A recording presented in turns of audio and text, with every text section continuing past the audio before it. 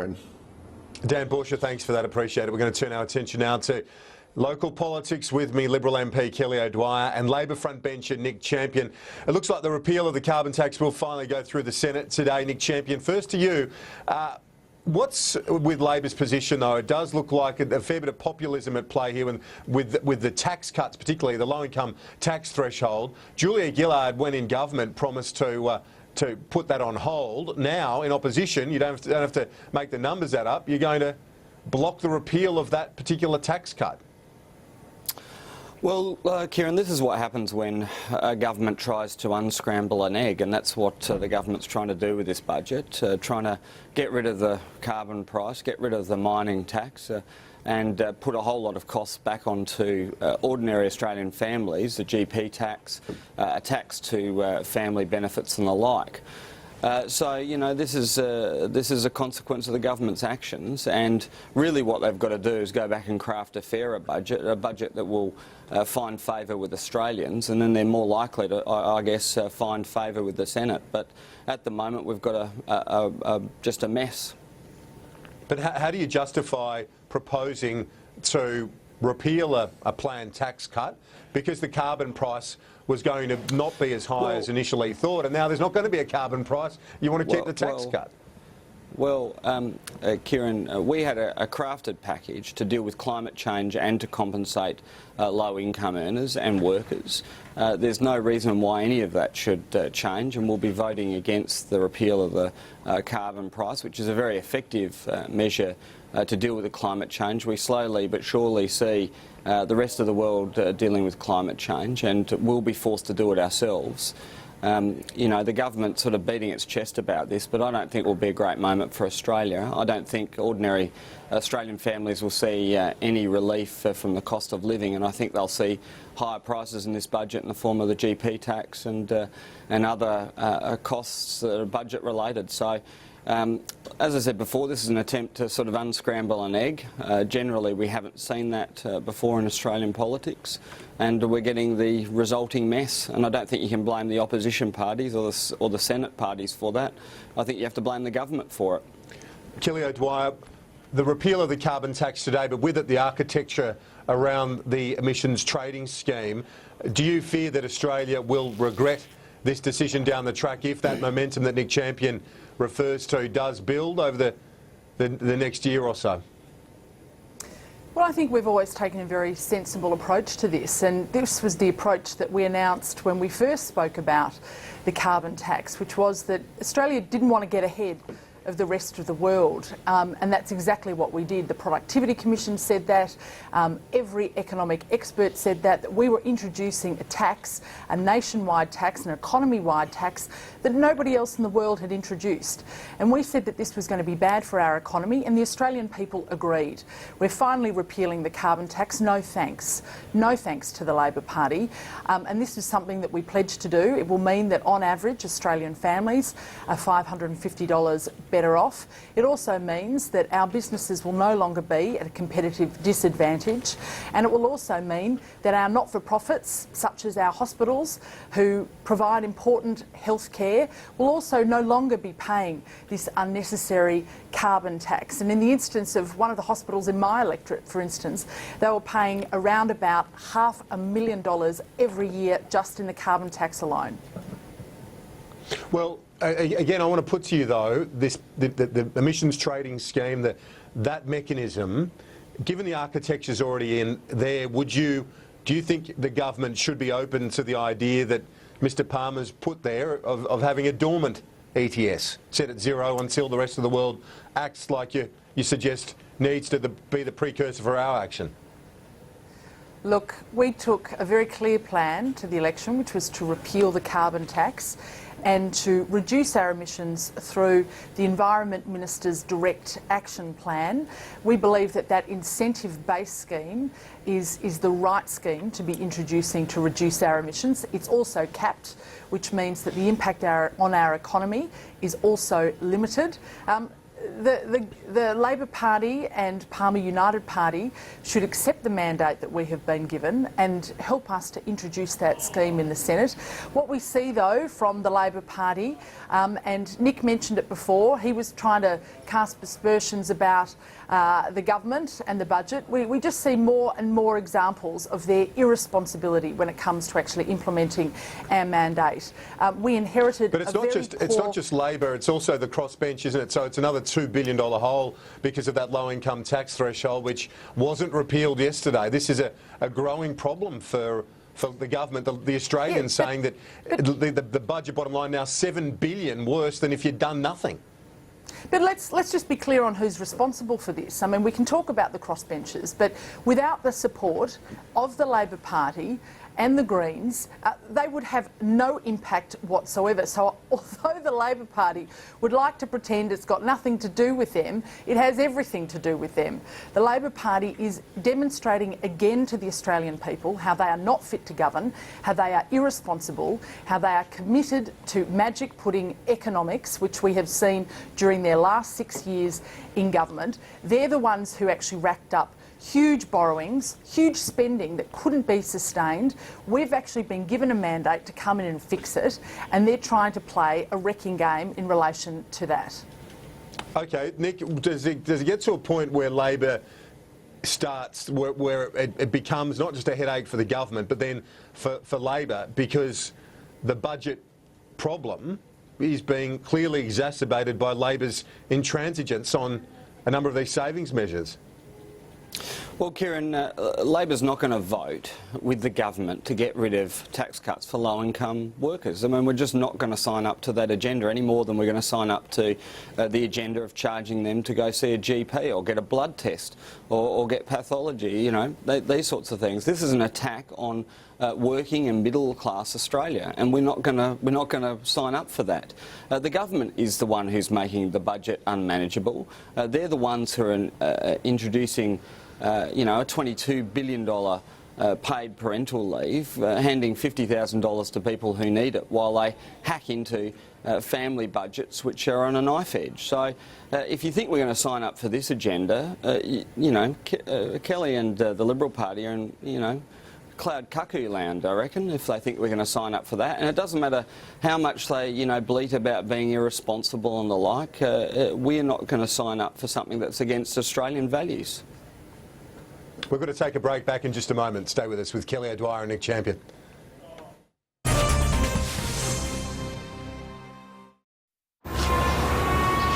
Excuse me, can I help with anything? Sure.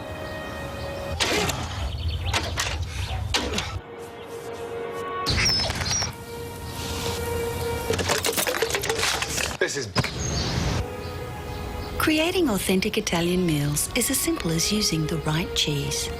Can I help with anything in here? Of course. No celebrity chef required. Hi there, Kitty from Progressive Car Insurance. Here to let you know that we're 100% online, which means less overheads for us and more savings for you. Ready to save? Visit progressiveonline.com.au.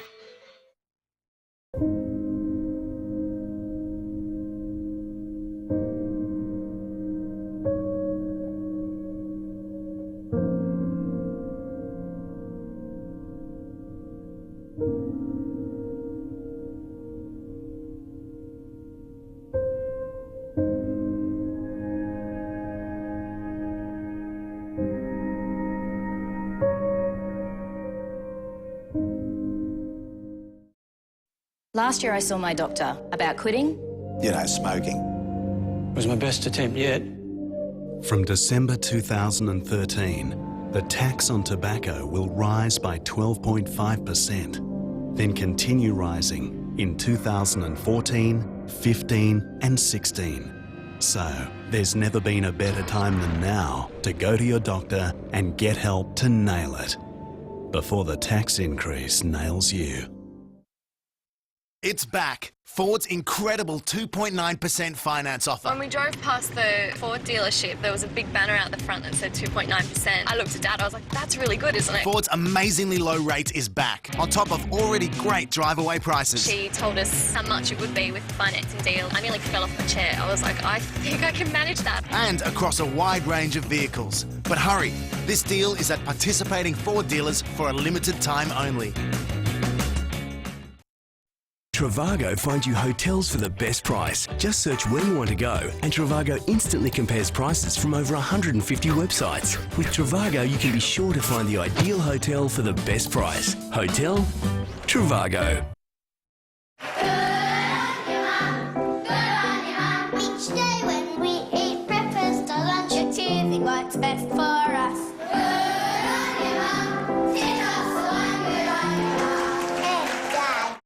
The new Senate has arrived and the new challenges for Tony Abbott have begun. They want to give Sky News all the news today. Clive Palmer wants to blow a further $9 billion hole in the budget. How should the Prime Minister respond? The Nation on Sky News. This is AM Agenda. Thanks for your company. And breaking news, Argentina will be playing Germany in the World Cup final this Sunday in Rio after Argentina defeated the Netherlands 4-2 in a penalty shootout. So breaking news there, Argentina through to the World Cup final this coming Sunday against Germany. And we're back to Kelly O'Dwyer and Nick Champion on AM Agenda now. And I want to turn to Julie Bishop's comments to Fairfax newspapers today. Tough line on China is the headline. And John Garno reports Australia will stand up to China to defend peace, liberal values and the rule of law. Julie Bishop's quoted as saying China does not respect weakness. She was also on the ABC on radio this morning. Let's have a listen. I made the point yesterday in an interview, I gather you're referring to, that this government will stand up and defend our national interests. We have an open, export-oriented market economy. We are an open and free democracy committed to the rule of law and international norms. That's who we are and that's what we'll protect. Labor frontbencher Nick Champion, your thoughts on that? Do you support Julie Bishop's approach? Well, look, I think the government's got to be very careful that it doesn't go around poking our major trading partners in the eye.